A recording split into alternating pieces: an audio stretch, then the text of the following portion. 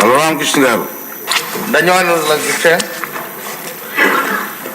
ఈ యొక్క పేదలందరికీ ఇల్లు అనే స్కీమ్లో గవర్నమెంట్కి సంబంధించినటువంటి వివిధ డిపార్ట్మెంట్లకు అలాట్ చేసిన భూములు కూడా ఈ యొక్క పేదలందరికీ ఇల్లు అనే స్కీమ్లో ఆ డిపార్ట్మెంట్కి ఏ విధమైన ఇన్ఫర్మేషన్ లేకుండా పట్టాలు ఇచ్చేశారు అధ్యక్ష. ఆ పట్టాల మీద న్యాయపరమైన చెక్కులు కోర్టు తగాదాలు వస్తున్నాయి.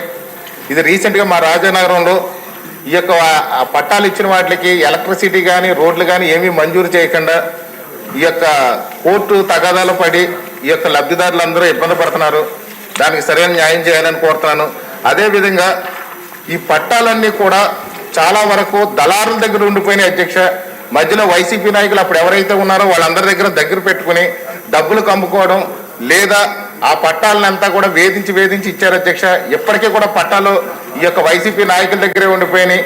అదేవిధంగా చూస్తే ఈ యొక్క పట్టాలన్నిటి మీద కూడా వాళ్ళ సొంత ఆస్తుల్లాగా అప్పటి ముఖ్యమంత్రి మొత్తం వారిది వారి తండ్రి గారిది అక్కడ స్థానిక ఎమ్మెల్యేలు ఫోటోలన్నీ వేసుకుని అదొక పాంప్లెట్ మాదిరిగా ఇళ్ల పట్టాలు ఇచ్చారు అధ్యక్ష.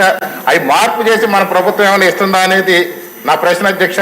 అదేవిధంగా చూస్తే ఈ పట్టాలన్నీ కూడా చాలా అవకతవకలు ఉన్నాయి అధ్యక్ష. ఏదైనా సక్రమైన రీతిలో లేదు, సంతకాలు లేవు ఎంఆర్ఓది. అదేవిధంగా పట్టాలు సక్రమంగా లేవు, పట్టాలు ఎక్కడిచ్చారో కూడా తెలియదు. ఈ యొక్క అంతా కూడా అయోమయం పరిస్థితిలో ఉంది అధ్యక్ష. దాని మీద సరైన ప్రణాళిక ఏదైనా ప్రభుత్వం దగ్గర ఉందా అని అడుగుతున్నాను అధ్యక్ష.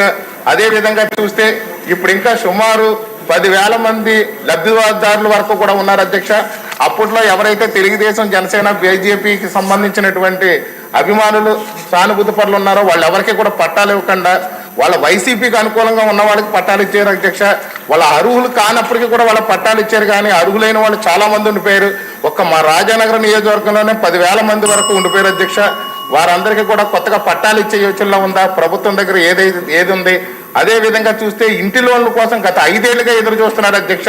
ఇంటి లోన్లు గత ప్రభుత్వం ఒక్క లోన్ కూడా ఇవ్వలేదు. ఆ లోన్ల మీద కూడా మంచి ప్రణాళిక సిద్ధం చేయాలని కోరుతున్నాను అధ్యక్ష. 2014-19 మధ్యలో మన టీడీపీ గవర్నమెంట్లోనే మా రాజానగరం నియోజకవర్గంలో 2,376 ఇంటి లోన్లు ఇచ్చారు అధ్యక్ష. దాని నిమిత్తం బకాయిలు 9,58,00,000 ఉండిపోయిన అధ్యక్ష. ఇప్పటి వరకు ఇవ్వలేదు. అదేనా ప్రభుత్వం ఇప్పుడు మనం ఇచ్చే యోచనలో ఉన్నామా అనేది నా ప్రశ్న అధ్యక్ష. ఈ యొక్క ఇళ్ల లబ్ధిదారులందరికీ న్యాయం చేయాలని తమ ద్వారా హౌసింగ్ మినిస్టర్ గారిని కోరుతున్నాను అధ్యక్ష. ధన్యవాదాలు.